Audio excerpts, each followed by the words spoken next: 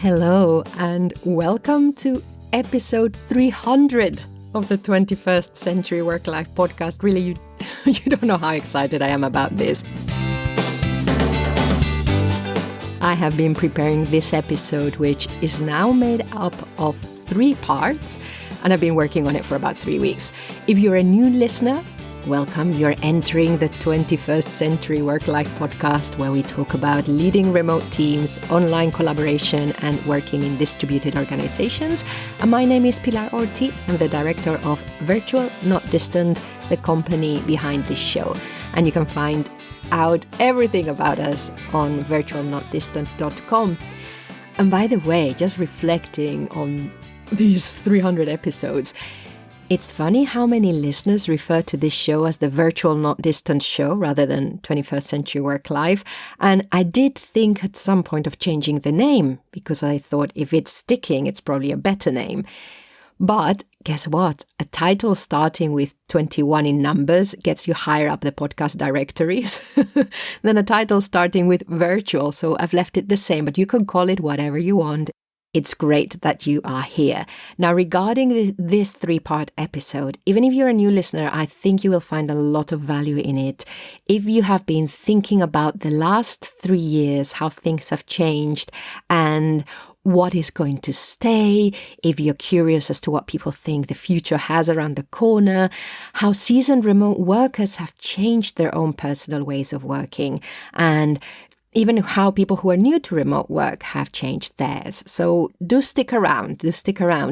And what I've done, I've invited 11 guests to either join me in a conversation or send some thoughts recorded at their end on 6 questions, more or less.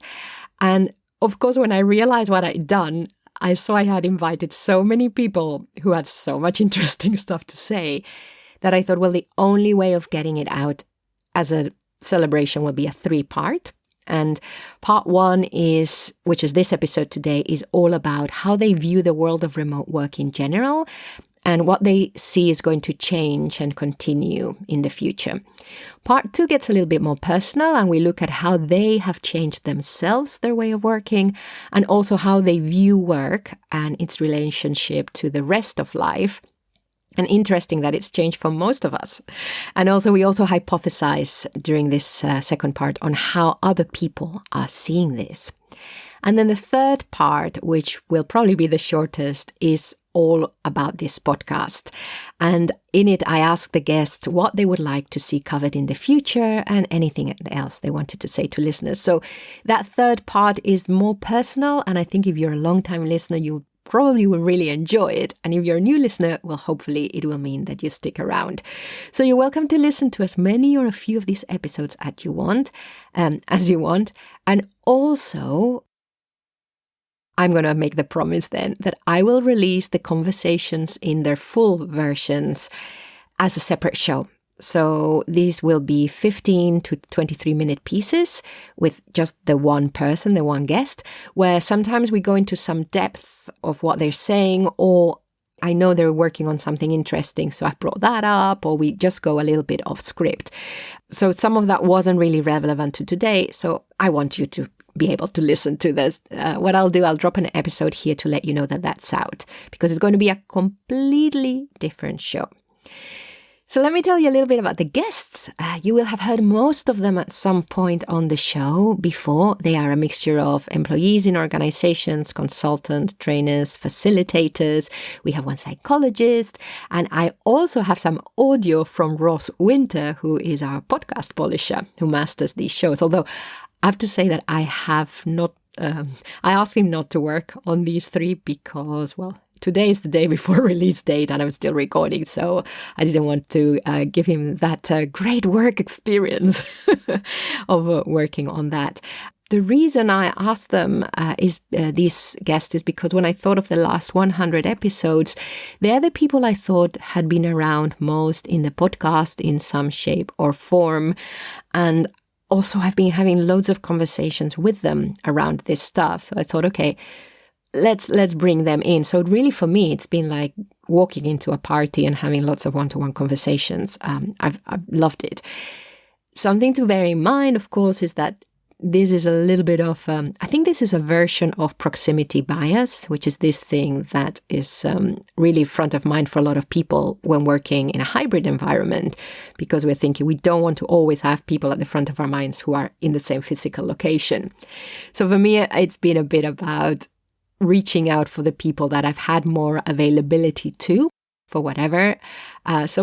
Yeah, just something to bear in mind. So just some of them I've worked with, some of them I talked to, and all of them but one, Pinar, has been on the show before. And to be honest, I would have loved to have every single guest back on and every single listener who's even contacted me, but we have to keep this slightly short. So I celebrated episode 100 with some new contributions. Then we did with Maya at episode 200, which was all about celebrations. And that episode hopefully is still a popular episode because it gives ideas of how to celebrate in remote teams.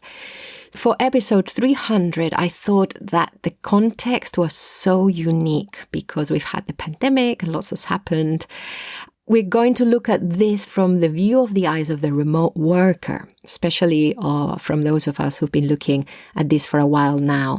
Everything was so unexpected that it warrants some reflection. Now, before we start with the first question, which is going to be, what do you think is going to stay the same in remote work amongst knowledge workers for the next 3 years, and what do you think is going to change? I first want to thank you, the listeners, because for those of you who've been listening since 2014, I can't believe it. Thank you very much. And so what has been nice over the last 100 episodes, actually, since about June 2019, is that some listeners have appeared on the show, like listeners and subscribers to the newsletter, like Jackie Walpole, who I think her episode was the most popular of all times. First, because it was short. I love long episodes, but I know that short episodes are more popular. But also because it was all about suddenly working from home, and we released it as a bonus on 9th of March 2020. There's also Chris Coladonato, who was already a listener when she first appeared on this show, to talk about working from home also and working remotely. And more recently, we've had Anna Neves, who was also a listener, and then I met her and she came on the show. And also Bart van Rooij, who's been around for many years as a listener and a colleague and a friend, an online friend. And after many years, I was able to fit him in with his colleague, Vivian. And I know that I have listeners who've attended some workshops and now they listen to the show. So hello. And of course, my mother, who listens to everything I do. Something I don't take for granted from any of you. Something else that I think is worth remembering is that over the last 100 episodes, it was the first time that we had a 7-part season dedicated to one theme, and it was in collaboration with another company, with Shield Geo, which has now been acquired. So I brought in for this special episode Bree Cagiatti, who was the host of that series, and she interviewed loads of people for that.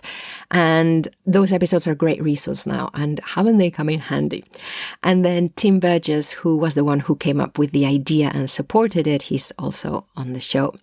Also, Tim is our only sit-in co-host. He took over from an episode when our regular co-host for What's Going On wasn't available. So you will hear also from Maya Middelmiss, who has been the co-host with me for ages, and now we're doing What's Going On once a month.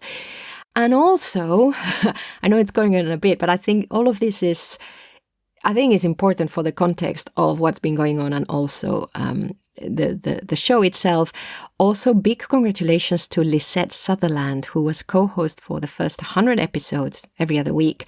And she's also hit 300 episodes with collaboration superpowers. So we both started around the same time, and we both changed frequency, but the fact that we both landed on episode 300 in the same week, I think is pretty spooky. So kudos and congratulations to her as well. All right, I will talk more about the podcast in part 3, but let's start to hear from our guests.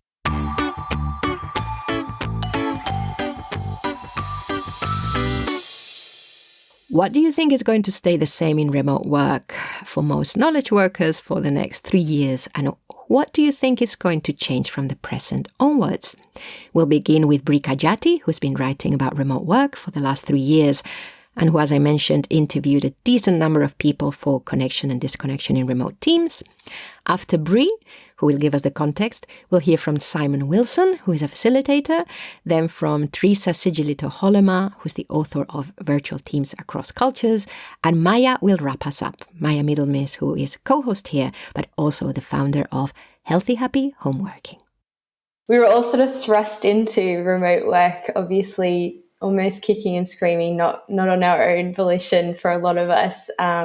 So I think a lot will change because of that, because we didn't enter into working remotely, or a lot of people didn't enter into it, I guess with the mindset of how can we do this in the best way, or how can I fit this into my current lifestyle, or what can this actually afford me?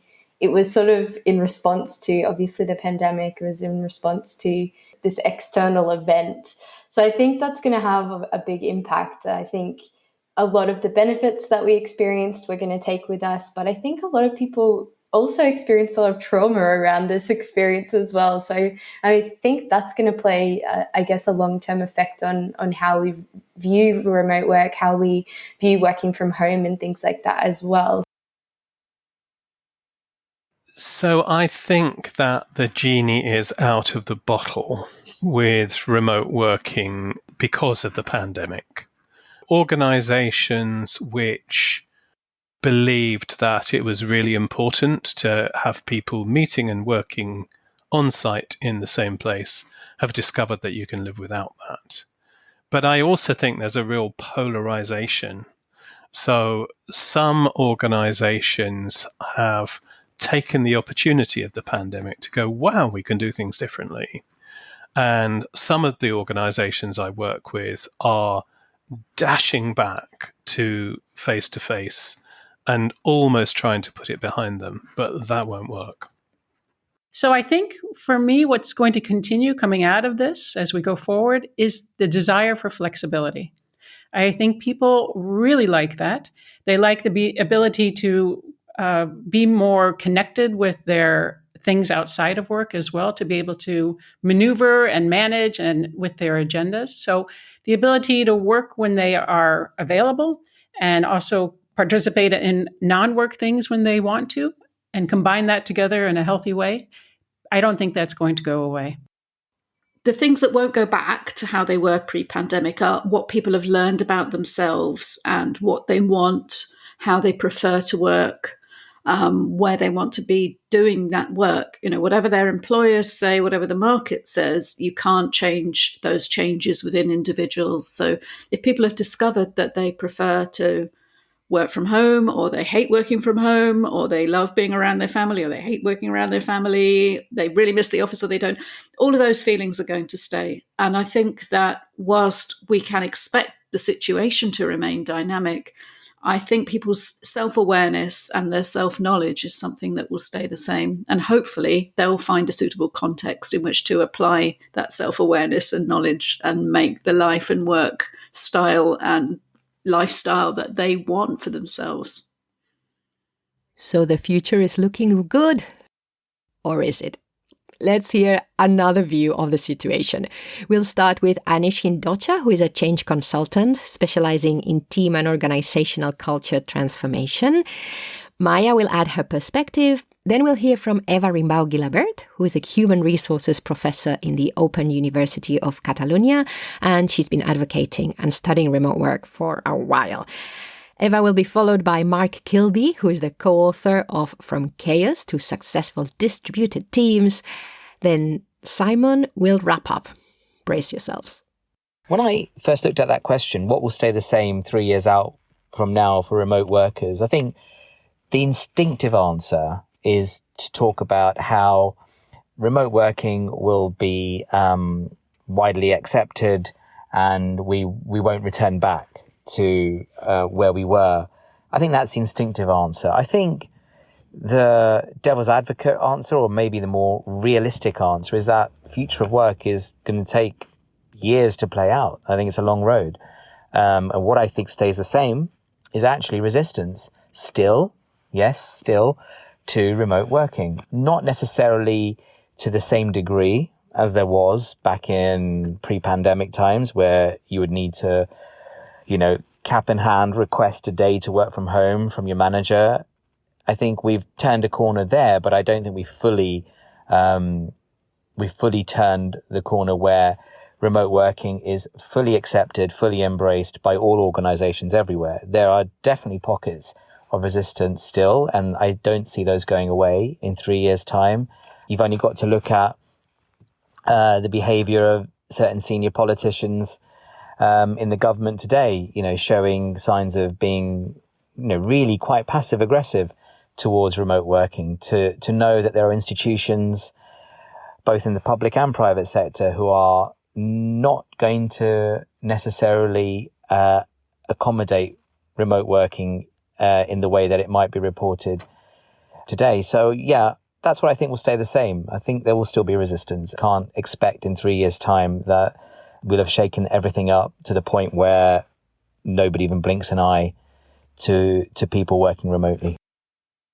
And while we're not going to go back to 2019, there are people who are quite keen to go back to more analog conversations and encounters. And what we need to find is the solutions that bridge those gaps, whether it's making the digital conversations more immersive and real, or finding alternatives, or just finding that blend. So I think that while there is some excitement about changes generally, there is quite a big wave of not resistance so much, but kind of friction or passivity of people not wanting things to change quite at the pace they have been in the last couple of years.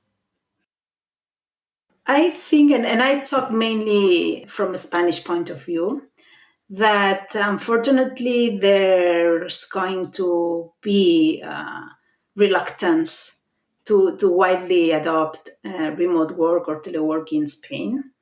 Although it's going to increase in comparison to before COVID-19, but lack of trust regarding telework is going to be well and fine in Spain, at least, because of our work culture and our managerial culture. However, I think something is changing, and we are going to see more hybrid work. And that's going to be the main issue, I think, in the next years. How to do hybrid work, where companies really struggle to make decisions on how many days people should be at the office, how they should communicate, should we all be together or everybody should come when they want. These kind of questions, I think, are not easy. We don't have so much evidence on such a specific questions either. So I think we are going to be seeing more of this in the next years. We're going to want to go backwards. I honestly believe hybrid is not going to survive as much as people think it is. And people will either decide to go fully remote or fully back in the office, providing there's no other pandemics. And some might stay in that hybrid space and do well, but that takes a whole different set of disciplines than remote or fully in the office. So again, it's a whole other set of intentions and disciplines that people have to focus on. So it's another shift for them. And some won't be ready to make that shift. So, I work a lot with universities, and universities now have students back on campus. And so it seems only reasonable that many of the staff there should be back on campus. But I think people are realizing that you don't have to be there all the time.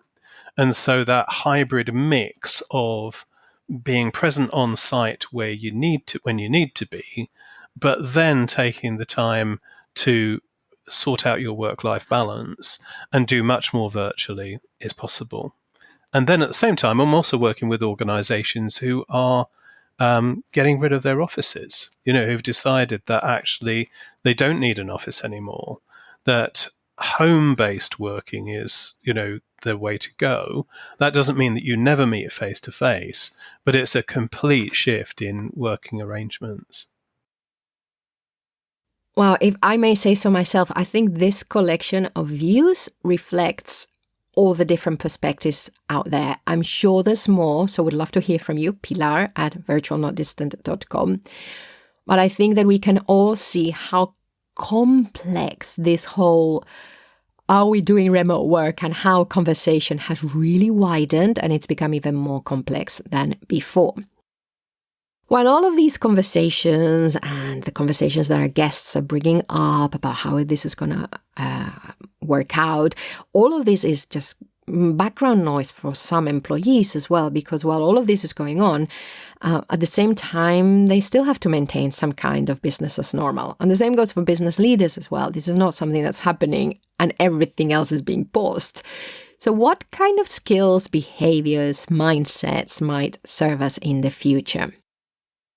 Some of our guests have some answers to this, and this wasn't even a question I asked. It's just something that was coming up. So we'll hear from Dr. Richard MacKinnon, with whom I have many of these conversations on his podcast, My Pocket Psych, where I co-host for most episodes. Do listen to those if you're interested in the psychology of the workplace. So we hear from Richard, then we'll hear from Pinar Akkaya, one of my collaborators. And it's the first time she's been on the show. I thought it would be nice to celebrate with a new guest, and she's an international trainer and facilitator. We'll then hear from Tim Burgess, who was at the head of the fully distributed company Shield Geo before it was acquired. And we'll end with Theresa and Simon.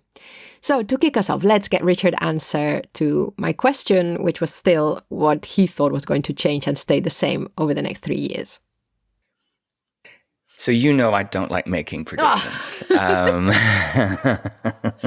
because they're often proved wrong. But if I think about what I've observed working with people, predominantly knowledge workers over the last few years, first of all, I think those people who've been working remotely for a long time, pre-pandemic, will remain a little bit bemused at the fuss that some people cause and make about remote work, that they feel it's a brand new thing, when of course we know people have been working remotely for a long time and doing it very, very successfully.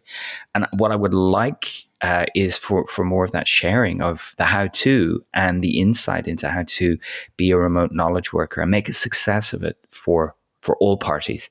Not just the people doing the work, but that they can feel that success in their personal lives as well, and not have that negative overspill from work to home. That's a distinct possibility. Hopefully, I'd like to see a change in how organizations view it. A lot of organizations are going back and forth on their expectations of where and when work takes place.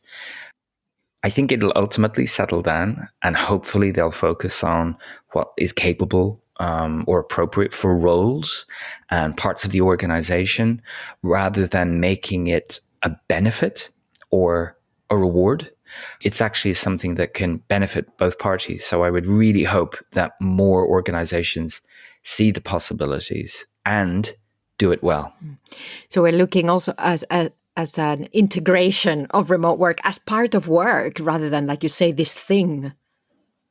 Absolutely. And it will be possible in more organizations and not viewed as the exception, but just another style, another format.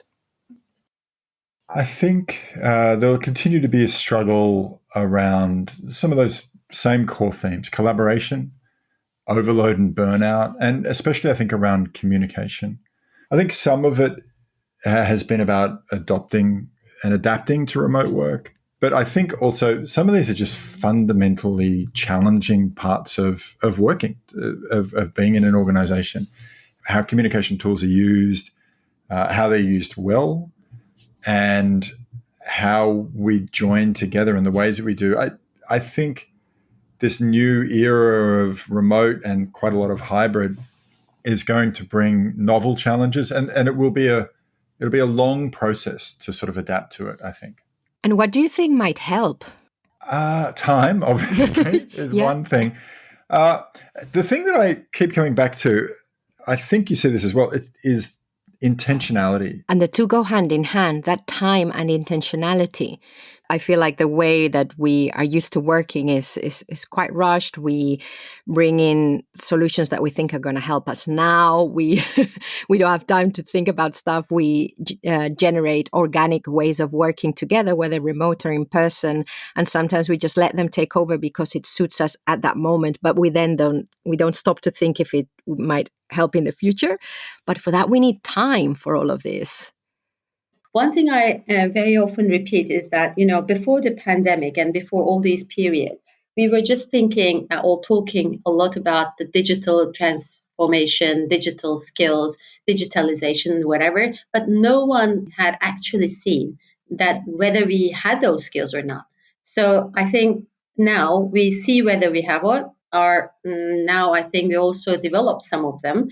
So I think we developed not only technical skills around digitalization, but also a lot of interpersonal skills that came with us, so more like communication skills. I think those will stay with us in the next 3 years in remote work and also probably in general in the work environment. We found a different way of interpersonal communication because, when we were thinking about communicating, we've all been thinking a certain way of communicating, which was dominant the face-to-face. You have to see people, you have to fly to places, and then you have to be around the same table. This required a certain set of communication skills, which is like watch the body language, see the person, spend some time maybe also outside of the work environment and stuff.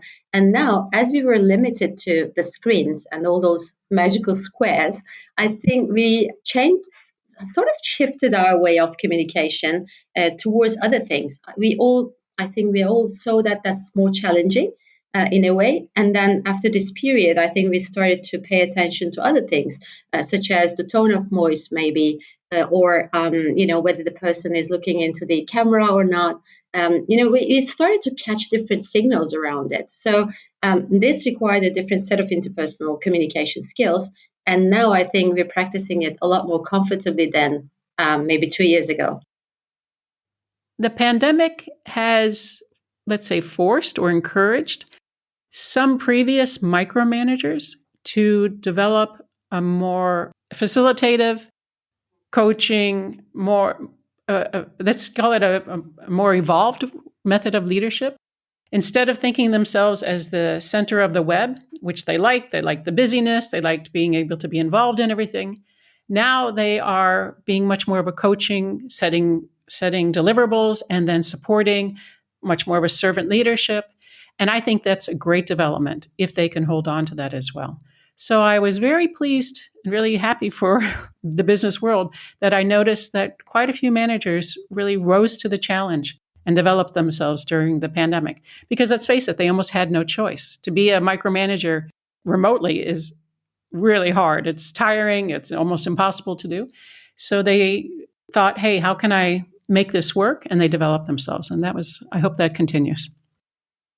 The organizations that are going to succeed, big or small, are the ones who are going to work out how do you do the asynchronous part so that you don't default to dozens and dozens of Zoom and Teams meetings, but you can actually create effective teams, run good projects asynchronously. That's the key. Aha. Asynchronous communication. It's the new advocacy topic for most remote advocates because incorporating asynchronous communications into not just a team, but into how people connect throughout the organization is proving very difficult. Because it feels, for some people who, if you're not used to it, it feels less human and cozy than our real-time conversations.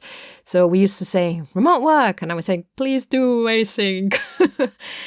And we've dedicated many episodes in this show to asynchronous communications, and we've discussed when it works best, its problems, and the fact that different teams and organizations will embrace it in different ways. And I remember listening to an episode somewhere, I can't remember, with Matt Mullenweg from Automatic, who are a fully distributed company. I think they're probably approaching 2,000 employees. Don't know, maybe I'm wrong. But I can't remember on which podcast where he said that in Automatic, different teams work differently. And some of them rely heavily on async, whereas others maybe rely more on meetings to collaborate. So depending on the nature of the work and the personality, this is something we're going to have to understand. We don't always need to implement it, but we need to understand asynchronous communication and that it's part of working online together. And I used to have this issue before the pandemic when if I said I helped virtual teams, people thought I helped people run online meetings. And peers would say, let's meet up to discuss what we do. We have lots in common. And all they were doing was virtual meetings. But meetings are one part of collaboration, and they're very different things. But the same is happening now.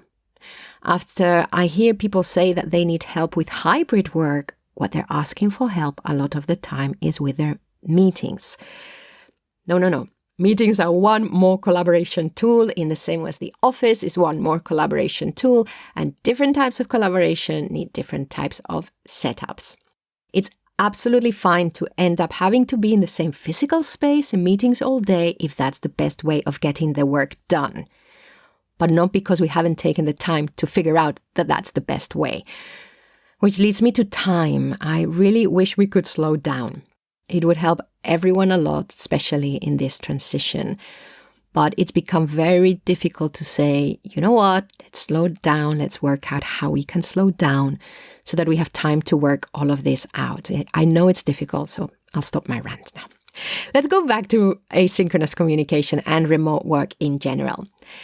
One of the things remote work does is it allows for diverse working methods, or at least it allows some of the least visible styles of working, those we might have seen less of or heard less of in our workplaces. It allows these styles to surface. The other thing is that remote work does not mean working from home. Sometimes it means working with colleagues in a different office in a different location or from a co-working space. And one thing that just hasn't come up much in these conversations is co-working, but let's not forget about it. We do have one episode dedicated to it, the forgotten piece in remote work. But now let's hear a bit from Theresa Sigilito Hollema, who, as well as the author of Virtual Teams Across Cultures, is a cultural consultant who supports people and teams who work globally. I've had many conversations with Theresa around leadership, around hybrid work, especially the danger of biases in hybrid work. And I'm very grateful to Theresa because a couple of times we've recorded for the podcast because I was so excited about something we were talking about. Oh, let's talk about this on the podcast. And then I haven't been able to slot the conversation in. But she's still accepting to record. Here she is. I think about global teams and I think about diversity and how that shows up in the virtual space. So that's my angle of looking at this type of work. And what we've seen in the last couple of years, we've seen it for a while, but it's really gotten a lot of attention the last 2 years, is diversity, equity, and inclusion. And how that is benefited sometimes by the virtual space, how we need to focus on it for inclusion, for people to be their best. How we have, let's say, these microaggressions that are happening, some of them coming from unconscious biases. So I think this has started, and I hope it continues to get the attention and the change that we need in work as well. So I think virtual work can support that in some ways, and we need to understand how and why and how we can be more inclusive in our organizations. Did you say, that virtual work can be in some cases more inclusive, or am I putting words in your mouth? No, I did say that. And so some people actually during the pandemic liked working from home. Let's say some people who are coming from minority groups, because they didn't have these, and I'm using the word microaggressions because that's a common word. But I'm reading currently the book Subtle Acts of Exclusion by Tiffany Jana and Michael Baran. And I like those words better. So subtle acts of exclusion. So when we're in the office, some of us can experience those, and they're demotivating, and we lose our energy, and it's not a very nice experience to have. Whereas in the virtual space, that doesn't happen as much because we're not. People aren't doing them as often because we're not sitting in the same location together. So there is an opportunity that people can feel more included in some ways virtually. We also see this in some ways regarding global teams, multicultural global teams, that sometimes the technology can help us to be more included. So instead of having a meeting, if I can write my ideas and read other people's ideas, then any language barriers can perhaps be minimized, and I can participate more because I don't have to be always speaking and trying to listen and speak in a second language. So using the variety of technologies in order to be more inclusive is a powerful opportunity within a global team. It's such, like you say, it's such an opportunity. And as well, also while we're growing that, seeing some of the ways in which the use of technology without it being mindful could lead to more exclusion as well. I think in the opportunity to be more inclusive, we're also being mindful of when we could be excluding, which I think, I mean, we've always thought about that in the remote world. We're advancing some people, and actually some people get left behind. It's very difficult to do both. But I really like what you're saying. The search for a better society has always been part of advocating for remote work. And in some cases, we even refer to it as a tool. Remote work is a tool, not an end in itself in that context. And one of the episodes I'm most proud of is episode 212 on remote work and social change. And also episode 240 also has that focus, because they encapsulate all sorts of ways in which remote work can benefit society. And episode 212 came out on the 7th of November of 2019, so before the pandemic and the forced working from home. And I actually reposted it at the end of 2020 during the Christmas break, because I was very conscious that that conversation was getting lost among the practicalities of working from home. And while we don't want to shove anything down people's throats while they're struggling, we were, do not forget that actually, once we get through this crisis, however long it takes, we've got other uses for this tool. So if you haven't listened to episode 212, do listen to it, because I think it's really worth checking out.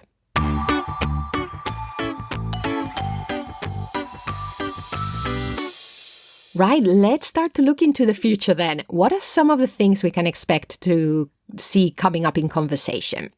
Let's hear first from Maya, who is also a commercial writer writing about the future of work as well as remote.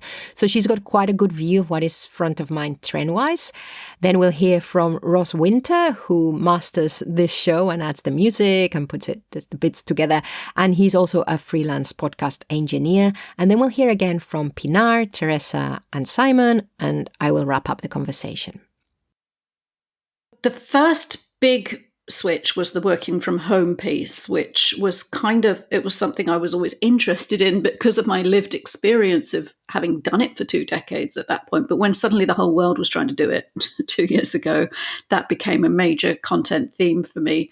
Then the wave after that was the collaboration technology, as everybody rushed to launch the new Zoom or the new Teams or the new solution for this or that. And I know we were talking about this pre-recording. There was an awful lot of stuff that exploded and got funded. And now we're starting to see some consolidation as people start to maybe settle down. Maybe people who downloaded 10 different apps in their team 18 months ago, they're starting to involve their IT department instead of going over their heads and say, okay, what do we actually need?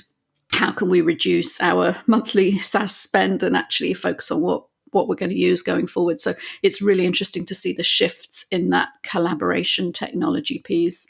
And the other stuff that I've been writing about since before episode 200 is the kind of cryptocurrency, NFTs and metaverse stuff. And now that is starting to collide in interesting ways with the future of work. I'm doing a lot more work for the Estonian e-residency team, for example, on digital identity and the kind of new business structures. And we're seeing this massive wave alongside the technology of the business structures that go with that, like employers of record and people that enable hiring all around the world and really unlock the potential of location independent working for both sides. So that's the most interesting trend at the moment, is seeing all of that happening, both in the kind of regulating the normal business space and then hopefully taking that into the metaverse and extended reality, maybe, hopefully, soon. We're heading towards a more decentralized way of viewing the world. I mean, in social media, with the advent of blockchain technology, There are so many projects that are embracing this ideology of a decentralized way of working, I guess. I feel like there's going to be some sort of paradigm shift. Hearing about the metaverse, I mean, when I first heard of the concept of a metaverse and the Fediverse, I don't know if anyone's heard of that. These were things that all the developers were kind of working on as a decentralized social media, essentially. You know, social media and the world of remote working cut hand in hand, you know. And companies like Facebook have put their own spin on the metaverse, and their sort of way of jumping on the bandwagon in a way that I feel their approach is like quite trying to create a walled garden. So I think, you know, and what they did with Lyra, which was their sort of version of cryptocurrency, and they kind of just didn't get what cryptocurrency is about. Well, they did, but they just wanted to create their own closed system again. And I think we're going to see a kind of battle against the sort of ways of keeping things contained in, say, like the Google, Apple, Microsoft systems that they're trying to sort of keep everyone in their own little space. But I think we're going to see maybe a new decentralized version of the internet. And I think that's going to have a huge effect on how we operate and think about how we operate in our lives, really. I think that the takeaway from this is use the tools but don't become slaves to them. One key thing will probably be around the talent acquisition and retaining and attracting the talent, which is very linked to that one. Probably our way of looking into talent acquisition, looking into the talent retention and attraction will be redefined as well. So I think from now on, we will need to find other ways to attract, retain, and acquire talent. So you're asking sort of what have I noticed in my own work? And let me start two things. First is the sales of my book. So my book was published in September 2020. And in fact, in 2022, I am selling more books than I did in 2021, which is unusual, right? Usually book sales go down over time. But in fact, mine are now starting to go up. And so I scratch my head quite a bit and think, what's going on here? Then I also look at the requests in my own work and what I've noticed from my clients, but also what topics are being written about in online and Harvard Business Review and things like that. And during the pandemic, for sure, people were just trying to find each other. And so working from home was the focus. And then the focus was working hybrid. Now they're starting to realize, wait a minute, we're working with our colleagues far away. And fortunately, they've picked up some skills during the pandemic to improve how they are working with their colleagues in other countries and other continents, but it's still different. And so I think there's now becoming more attention towards working globally, and that I think is fantastic for me at least, but also because it's our reality, and it's been our reality for many years. And also during the pandemic, and it's different than just working from home. So it's good that people start thinking about how can I make that better as well. And one question that's coming to mind quite regularly now for me is, and I wasn't expecting this, and it's got to do with hybrid and how it's being adopted. And it's the fact that in many places, what's working is for managers and their teams to adopt their own hybrid arrangements.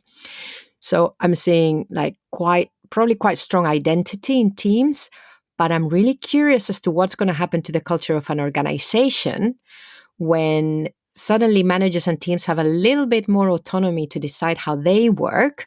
And then what happens to the overall feel of what it's like to work in that organization? I also wonder, though, about subcultures. So with those teams who are taking slightly different approaches, I think you've always had subcultures in teams, but is it perhaps that the balance between the sort of the dominant organizational culture and the subcultures is shifting in the direction of more devolution? And that might actually be kind of quite a good thing. You know, the idea of a monolithic culture, I think, was always a bit spooky and Stalinist. So, perhaps there is something quite positive coming out of that.